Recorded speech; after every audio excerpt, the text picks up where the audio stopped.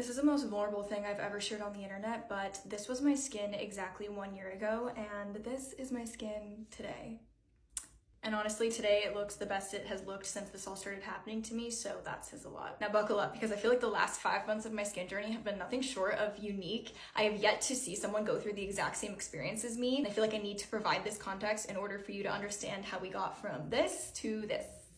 So here's the timeline. First of all, I'm 27 years old. I'd been taking birth control since I was 15 years old. And throughout my entire life, I had the privilege of never experiencing bad acne. That's why when this all started going on, my biggest emotion was just honestly straight confusion. A little over a year ago, so around July 2024, I voluntarily stopped taking my birth control. I was like, maybe I'll just test a month or two without it and see if I have any negative side effects. And I was golden at first. I mean, this was my skin 4 months after I stopped taking it, so I honestly thought I was in the clear. Around January of this year, I started to notice more unusual breakouts that I wasn't used to getting, but they weren't super noticeable. I just didn't think it was that out of the ordinary. I honestly thought my skin looked terrible here, which is so funny because I would literally give anything to have this skin back right now. Grass is always greener, I guess. From January to March, this was kind of the same pattern. I would have like a few unusual, like odd breakouts that I wasn't used to getting. So come end of April, I get back from a trip to Egypt, and on the last day of our trip, I did notice that I had this, again, unusual breakout that I wasn't used to starting to flare up on my chin. And I noticed it was very red and very swollen, and it just hurt really bad. And I just attributed it to lack of sleep, traveling, new climate, new foods, dust, sweat, just like, you know, all of the things that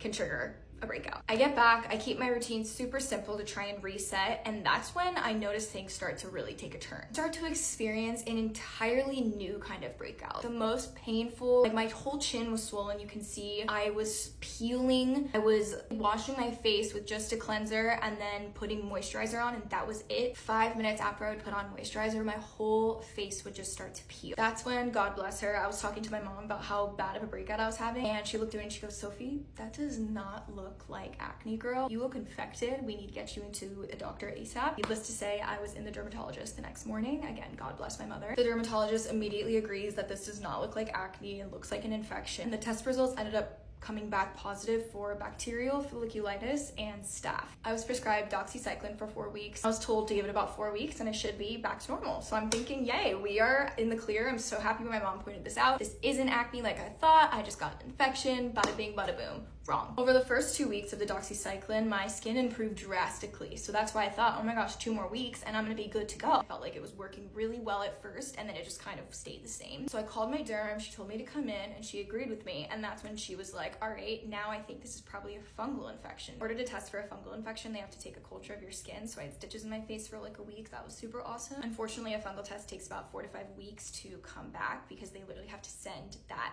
piece of skin off to a lab and see what grows from it. Super lovely image to think about. Right after I got my culture done, I was supposed to be leaving for a month-long trip to Europe. And again, with the timeline, I thought by the time I got to this trip, like I was gonna be in the clear. So I wasn't really expecting to head overseas for a month with no answers, back to square one, and just told to wait. Plus I have like nothing to treat this with, so it essentially just got worse that entire month. Bad skin should never stop you from living life as you intended. But of course, I get back from my trip and immediately call the derm because I am extremely anxious for these results. And again, I'm thinking like, okay, once I get these results, I get medicine and I'm good to go. I just wanted there to be an answer so badly. On a positive note, the derm told me that the bacterial infections that were once on my face had cleared. None of that was present anymore, but the fungal infection came back negative for all of the tests. In hindsight, that is a good thing because fungal infections are really, really hard to treat and it's a long recovery time. Couldn't help but feel so extremely disappointed and defeated. Here it was again with no answers, the feeling of hope crushed again, just back to square one. The worst part was my skin looked the worst it has ever looked in my entire life. I just felt as horrible as I looked. I did not want to leave the house. Pretty much brings us up to speed. My last dermatologist appointment was 2 months ago, and that's when she told me that she believes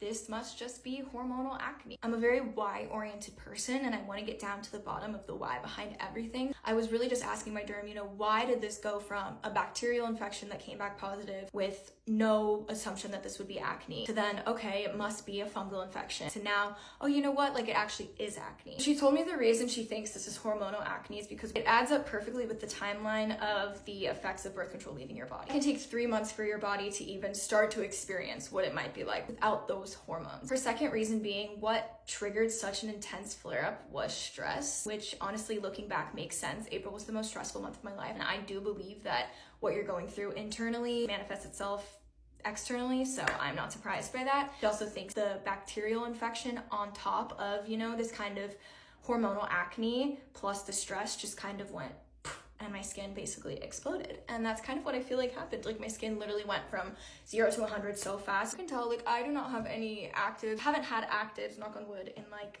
a week, so we are progressing. I forgot to tell you basically the rest of my journey. So the derm put me back on birth control, and then she also started me on spironolactone. I was told that it will take about 3 months to really evaluate if it's working, but if you do look back at photos of when this first started happening, I know it's not the most noticeable difference, but I do feel and see a difference, so I know that it is working, and slow progress is still progress. My main goal was really to calm down the angriness of my skin, the redness, the itchiness, the swollenness, and all of that has started to really go away. Now that I do have a lot less inflammation and anger on my skin, I started incorporating a toner like once a week, and then tretinoin that my dermatologist prescribed me 2 to 3 times a week at night. But I'm still on extremely gentle cleanser, extremely gentle moisturizer. I think I use a hyaluronic acid, and that's about it. Before anyone says it, I do 100% know and believe that your skin is directly tied to your gut, and especially tied to imbalances internally. And the fact that I can see the spironolactone and the birth control working makes me 100% believe that this is a hormonal imbalance issue for me. Once my skin is a bit more calmed down and controlled, I do want to look into some more holistic healing and get like a GI map done and see how I can now, you know, naturally start to balance the hormones, and then hopefully not have to take a pill for the rest of my life. If you're still here, shout out for staying and listening to my whole story. It's taken such a toll on my mental health. I've never experienced, you know, not wanting to leave the house, not wanting to be around people, even people that you know